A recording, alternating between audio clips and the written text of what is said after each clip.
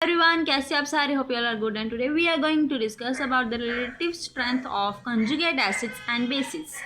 तो जैसे कि हमने पिछली वीडियो में किया था ब्रॉन्स्टेड थ्योरी में कि ब्रॉन्स्टेड थ्योरी जो है उसमें कैसे मतलब प्रोटॉन है वो मतलब एक्सेप्ट होते हैं, कैसे प्रोटॉन डोनेट होते हैं बाय एसिड्स एंड एक्सेप्ट होते हैं बेसिस से।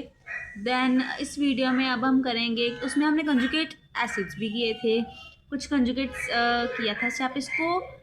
ये वाले टॉपिक में हम कंजुगेट एसिड जो है एंड बेसिस है क्लियरली करेंगे। तो चलिए वीडियो को स्टार्ट करते हैं।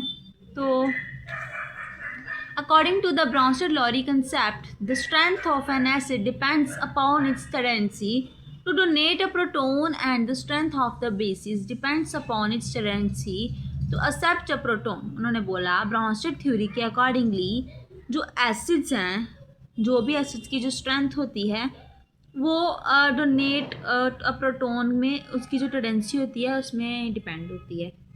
And the strength of basis totally depends upon its tendency to accept a proton. देखो ना, जैसे कोई एसिड है, एसिड क्या करता है? डोनेट करता है प्रोटोन, तो उसकी जो टेंडेंसी है वो किस में डिपेंड है? डोनेट करने में। और जो बेसिस है वो एक्सेप्ट करता है, उसकी टेंडेंसी किस में है? डिपेंड उसके एक्सेप्ट करने में। For example, let's take an example, consider the dissociation of HCl in water. HCl को जब हमने वाटर में डाला, where HCl is in aqueous is a strong acid. जब हमने HCl को पानी में डाला, H2O लिक्विड में डाला, जब इसको डिसोशिएट किया, देन हमारे पास क्या आया? H3O पॉजिटिव एक्वास, क्योंकि ये जो H था इसने इसको डोनेट किया, इसने एक्सेप्ट किया, तो ये आ गया। एंड Cl एक्वास जो है वो हमारा Cl नेगेटिव हमारा बाहर आ गया। तो इसका मतलब ये कि स्ट्रॉन्ग एसिड था जो कि डिसोशिएट हुआ वीक बेस में, और स्ट्रॉन्ग बेस या वीक बेस स्ट्रॉन्ग एसिड उसके ऑपोजिट में जाएगा। ठीक है, अब देखो ना, हमने स्ट्रॉन्ग एसिड को वीक बेस में किया, अब हम वीक एसिड को स्ट्रॉन्ग बेस में किस तरह कर सकते हैं? एसिटिक एसिड CH3COOH को जब हमने वाटर में डाला, ये वीक एसिड है, देन H3O पॉजिटिव, सेम वही चीज़ हमारी मतलब बनेगी। एंड CH3COO नेगेटिव एक्वास जो कि weak acid to strong base में गया, इसके ऑपोजिट।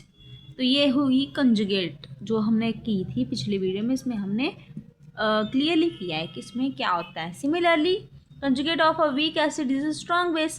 पहले वाले में क्या किया था? Conjugate base of a strong acid is a weak base. And next one में जो कंजुगेट ऑफ वीक एसिड है वो स्ट्रॉन्ग बेस हो जाएगा। बस यही है इसमें डिफरेंस।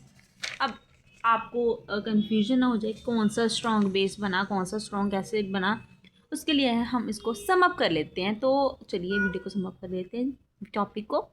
तो strong acid has weak conjugate base. अगर कोई स्ट्रॉन्ग एसिड है, स्ट्रॉन्ग एसिड, तो वो वीक कंजुगेट बेस में होगा, उसका होगा। And weak acid strong conjugate base, strong acid weak base, weak acid strong base. अब strong base weak acid, weak base strong acid, बस वही उसके ऑपोजिट किया है। बस इतनी चीज़ हमने की है।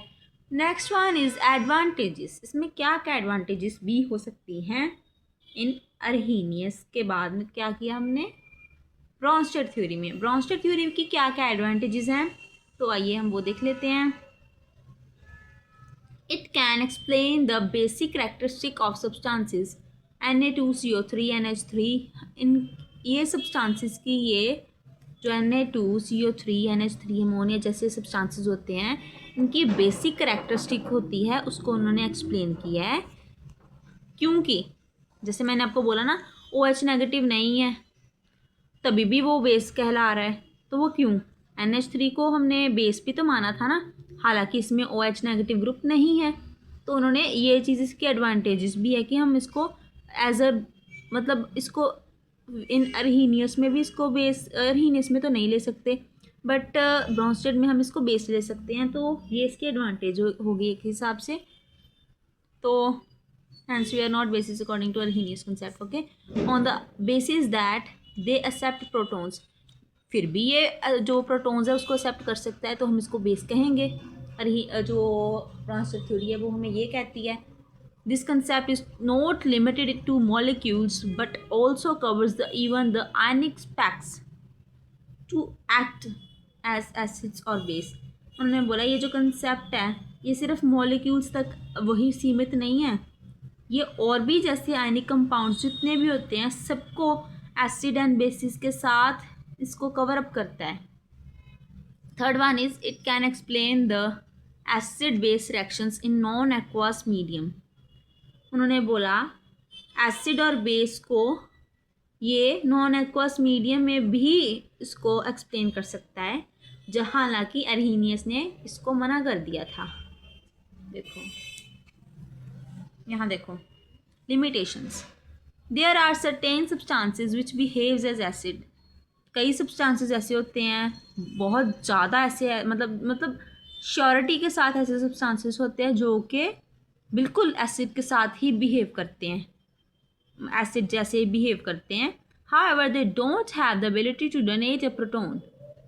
अभी जैसे बोला कि बेसिस है, बेसिस तो OH NH3 में हमने यही देखा ना कि NH3 को हम बेस कहते हैं जिसमें OH नहीं है। इसमें अब एसिड की बात हो रही है कि एसिड, कई एसिड वो भी होते हैं जिनके पास H नहीं होता। मीन्स देखो ना, they are certain substances which behaves as acid. कोई ऐसे सब्सटेंसेस भी होते हैं जिसको हम एसिड के साथ लेते हैं। However they don't have ability to donate a proton. ये प्रोटॉन को डोनेट करने की एबिलिटी नहीं रखता, प्रोटॉन को डोनेट करने की क्षमता नहीं रखता, फिर भी उसको एसिड कहते हैं। SO2 behaves as an acid but it can't donate a proton. जो SO2 है वो भी एसिड के साथ भी कर रहा है, उसको एसिड के साथ भी एसिड जैसा बिहेव कर रहा है, हालांकि it can't donate a proton. उसके पास कोई H ही नहीं है, प्रोटॉन डोनेट ही नहीं कर पा रहा, फिर भी हम उसको एसिड कह रहे हैं। CaO कैल्शियम ऑक्साइड भी एक बेस की तरह एक्ट कर रहा है, जबकि इट कांट एक्सेप्ट प्रोटॉन।